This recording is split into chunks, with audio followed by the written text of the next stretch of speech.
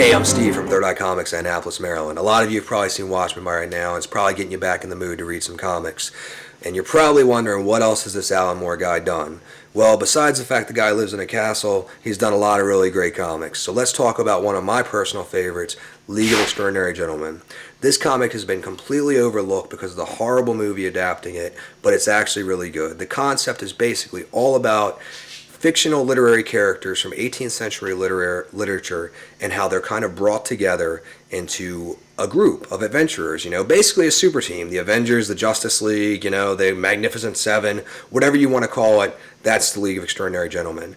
The characters kind of come out of their fictional world. Mina Harker from Dracula is now, a vampire. Mr. Hyde is, in the middle of his Mr. Hyde experiments. The Invisible Man is just a completely despicable, horrible person. The book is great. It's very dark, very well written. It's packed full of the same kind of detail-oriented storytelling that Watchmen is. And I think that if you really enjoyed Watchmen, you're looking for somewhere new to go after reading Watchmen, then League is a great place to start. There's 3 trade paperbacks out, and then there's a new series coming out called League of Extraordinary Gentlemen 1910 that starts this April. Highly recommend it. Give it a look. I guarantee it'll be one of the best Alan Moore books you've read. While we're on the subject of comic book movies, let's talk a little bit about last year's monumental blockbuster, The Dark Knight. And what does DC do after The Dark Knight hits big and everybody's interested in Batman again? They decide to kill him, and that's in the pages of Batman R.I.P. from acclaimed author Grant Morrison. Grant Morrison has done a lot of amazing things with superhero comics, and with Batman, he takes everybody on a trippy rendition of the character, his history, and about 60-some years worth of continuity. A lot of fans were mixed on the series, but we thought it was just plain awesome. You take Batman and you could try to distill and contain and make sense worth of 60 years of stories.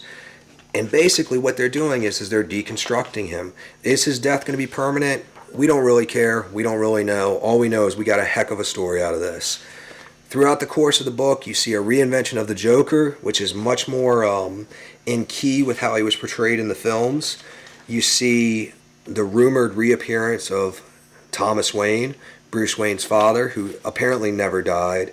If you want a dark, very, very psychedelic twist on the Caped Crusader, then we highly recommend Grant Morrison's Batman R.I.P. This is a fantastic read, and you won't go wrong with it. You're getting back into comics, and you're probably like, oh man, is everything this dark? Is it that crazy? Is there anything that I can probably sit down with and enjoy with my kid? Well, don't worry. Fear not. I've got the perfect book for you and your kid. It's called Ultimate Spider-Man. It's been running for about 6 or 7 years now, and it's fantastic. The book itself is a retelling of Spider-Man in the modern day and age. It's very cool. It's very well done. And best of all, your kid's not going to think it's lame because it doesn't talk down to him. It's just written on a good level that's appropriate for kids, but also adults can enjoy.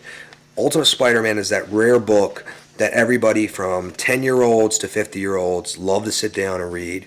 The retelling of Spider-Man, the modern storytelling, the reinvention of all the characters, it's got everybody just going nuts over, and it's still consistent. It's been the same writer, same artist for the last 5 years, the entire run. Well, actually, there's been a different artist, but we'll forget about that. Anyway, give Ultimate Spider-Man a look. I think your kid will enjoy it. I think you'll enjoy it. It's good stuff. Okay, guys, one more quick thing before I close things out here, I want to talk about a personal favorite of mine. It's the Vertigo series, Scalped, by Jason Aaron. He's a newcomer writer. It's fantastic, very good stuff. If you're looking for something to fill that Why the Last Man hole, Scalped is it. This series is gritty. It is dirty. It is nasty. And it is probably one of the best true crime books coming out alongside Ed Brubaker's Criminal. This book is awesome. The story itself, it has no real main character. The characters are so well fleshed out that you could pick out almost any one of these and call them a main character. The book itself is set on an Indian reservation, and it kind of gets into the culture and the people that live and interact on this reservation. There's a lot of, organized crime. There's a lot of things like that, and it's just very well done, very cool. The main character, or the one that you would think would be the main character, Dashiell Badhorse, his mother was an Indian activist in the 70s. To rebel against her, he decides to join the military.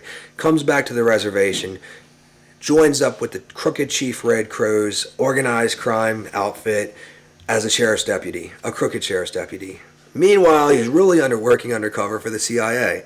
How cool is that? But the book is dirty, it's nasty, it's very hard-hitting, and Jason Aaron really did his research when he was researching the reservations, because this is real. The book is just very real and very good. In fact, the only main character of the book is the reservation itself, whereas the characters come and go, die, move on, pass on. The main character that remains constant is the reservation. Give Scalped a try. It's about 3 trade paperbacks deep, and it's fantastic. Hey guys, thanks for joining us at the Third Eye Blogcast. We got plenty of great books coming out that we're going to be telling you guys about, and we look forward to hooking you up with all the great new exciting reads. Come on down to 15 Old Solomon's Island Road, Annapolis, Maryland, and see Trish and I anytime. Hey. We got you covered on anything you need. The web address is thirdeyecomics.com. Go Third Eye or die.